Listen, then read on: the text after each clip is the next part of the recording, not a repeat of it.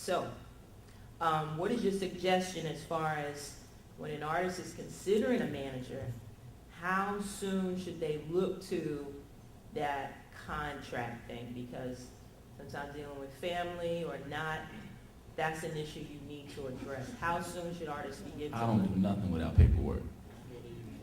Well, come on, give it to them. It's that power, fam. It's that Shut power. it, shut it. Touch the mic so it goes off. Yeah, get the paperwork done ASAP. I mean, the reality of it is that you should really get it done before anybody pulls any money out of their pocket for you. Because once money gets involved, you know what I'm saying, management, it's all money out. Like, I'm in a situation right now where I have the opportunity to manage a branded group on Sony named LEP. And these guys are from Chicago. They got features like Rick Ross, Fab, Twister, already on their project. And they don't even have management. They're signed to a major label. But as a management, like, I'm looking at the situation, I'm like, I didn't grind with these guys, like to start their project. So I gotta wait a year before I see a dime. Like, I gotta really want to be involved in this project. Like, there's everything. I'm gonna incur costs for traveling, postage, mailers, time, phone calls, two-way, everything. Like, as a manager, you have to understand that paperwork is a security blanket. It makes everybody feel secure. It shouldn't lock you in. You should know your contract. You should know there's options. You should know the percentage that you should be paying these people. Like, don't get locked into a 20% contract, you know, where the manager's gonna take 20%. You know, if you're already bringing your whole album to the table. If you got all this material and you're bringing it to the table, and somebody's like, well, I'm not working with you unless there's 20% involved. Well, what are you going to do for me? Who are you? You know? And then there might be a trial basis. You might want to just do a one-year option. Just know the different contracts and understand how that works too. But I would say paperwork, as soon as money is about to change hands at any given time, which is usually immediately, definitely get that contract right. But I mean, another thing is, as an A&R, I've seen record deals not get done because of who your management is. Exactly. You know, so I mean, you could be the most talented cat that came in the office in the last month, and if they don't feel like your management can help sell records and promote you as an artist, and it's your baby's mother, your daddy's uncle's cousin's best friend, you know, they'll go, well, hey, you fire your manager and come back. Right. I mean, and it's serious. And legitimate people in the industry don't do anything without a contract.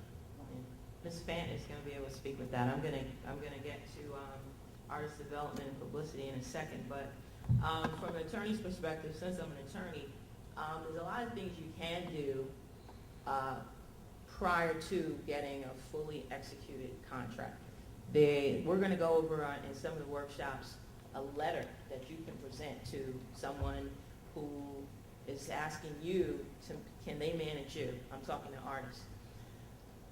We can do a 2-3 page simple agreement, and it just basically allows you to do certain things. You put certain things off. So you're not going to commit to a long period of time. Like they say, you may do a year, leave an option.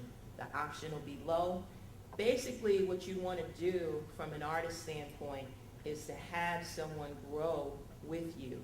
They get compensated based upon what it is that they're doing. So if your dollars is increasing, it's what you call an escalation. So you don't start up at 20%. That basically says, you know, I deserve to get paid top of this game. And, you know, if you're dealing with people on a lower level within the industry, you know, let them prove who they are to you.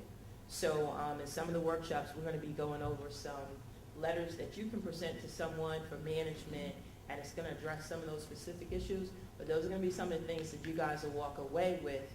When somebody hits you with something, you'd be like, well, no, try this. All right? So we're going to go over some of that in the workshops. Give me a round of applause. There's something that, all right. I just want to say also, before, when I started this game, I started out as a manager. And just when I'm sitting here, I had a record deal with this gentleman right here, his company, probably before he was actually running it. But one thing as an artist, or you have to know what you want when you get as a manager. If you're looking. Grab the mic, grab the mic. Yeah, 1, 2, 1, 2. Yeah, it's very important for you to know, to make a list of things that you're looking for in a manager. Because a lot of people look for a manager, but they don't know what they really want or what they really need. So a lot of it is based on your knowledge. Also, you know, you have to take your time and really investigate what a manager does. What does a manager actually do? Then you can make a list of things that you need your manager to actually do, which also deals with the percentage of what he's going to be actually getting. When I first started doing management, I had a fairly good relationship with the industry. So I told most of my artists, give me, I did a 15% contract with you, but I said, give me 6 months to get you a deal. And if I didn't get you anything in 6 months, then we renegotiated the contract because I actually put that work and I had that relationship there. So you were actually getting to the A&Rs ASAP. Listen to this, you like this? If they didn't like it, in 6 months, if I couldn't get nothing done, I know probably I wasn't, either we had to go back into the studio, do things over again, or it probably, you know, maybe you lost faith in me, maybe I lost faith in you. You never really know, but that option to be able to get out of it is really what it's about, and knowing what you really need and what you really want out of your managers was very important. And with that being said, I think that's vice versa, you know what I'm saying, as far as the manager also needs to let the artist know, you know what I'm saying, what he's looking for. Because, you know what I'm saying, you might look for your artist to be in the studio every single night, and he's not looking for that. He's looking like, I see you on the weekend, or, you know what I'm saying, I'll be there late. Like, it also goes vice versa. The manager also has to let the artist know what they want.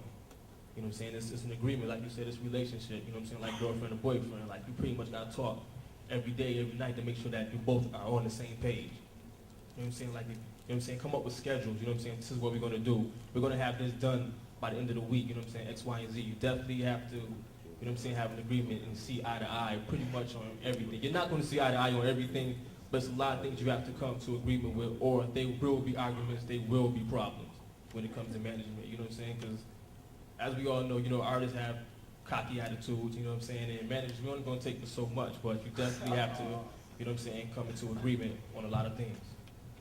And on I that mean, front, you can also fire a manager. Let's not scare everybody about the contract.